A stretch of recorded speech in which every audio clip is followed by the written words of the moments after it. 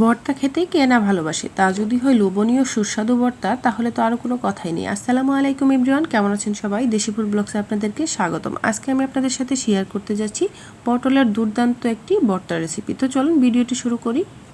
ভর্তা তৈরি করতে আমার এখানে লাগবে পটল। আমি পটল নিয়েছি, আপনারা আপনাদের পরিমাণ মতো পটলটা নেবেন। আমি এখানে কিছুটা পটল নিয়ে উপরের খোসাটা আমি ছাড়িয়ে নিচ্ছি। দেখুন যে পাতলা আবরণটা থাকে সেটি ছাড়িয়ে দুই সাইডটা আমি বাদ দিয়ে দিব। তারপর মাছ বরাবর কেটে নিব। আপনারা যে কোনো কিছুর সাহায্যে কিন্তু পটলটাকে কাটতে পারেন, ছুরি, বটি, দা। আমি একটা চাকুর সাহায্যে এরকম করে পিস করে কেটে নিচ্ছি, ছোট ছোট পিস করে নিচ্ছি। সবগুলো পটলই আমি ছোট ছোট পিস করে নিব এইভাবে। দেখুন পিস করে নেওয়া হয়ে গেছে। এবার আমি একটু পানি দিয়ে ধুয়ে পরিষ্কার করে নিব। অবশ্যই একটু ভালো করে ধুয়ে পরিষ্কার করে নিতে হবে।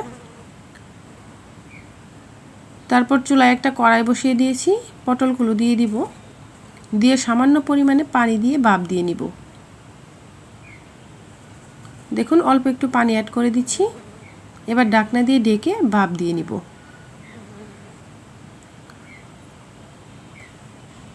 অ্যাড করে দিচ্ছি কিছু কাঁচামরিচ। তারপর ঢাকনা দিয়ে ঢেকে আবারও আমি একটু ভালো করে ভাপ দিয়ে নিব।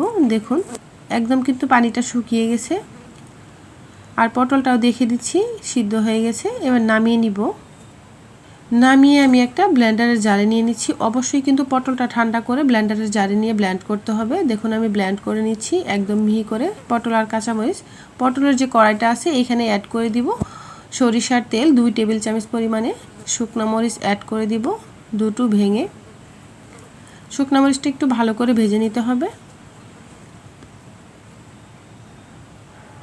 তারপর এখানে অ্যাড করে দিব হাফ টেবিল চামচ কালো জিরা। কালো জিরাটা দিলে কিন্তু ভর্তার টেস্টটা আরও বেড়ে যাবে। তারপরে দিয়ে দেব 2 টেবিল চামচ পরিমাণে রসুন কুচি।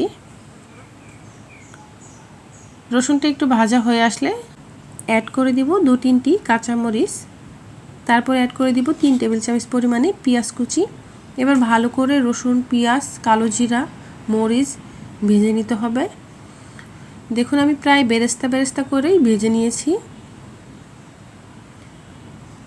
তারপরে অ্যাড করে দিব পটলের পেস্ট।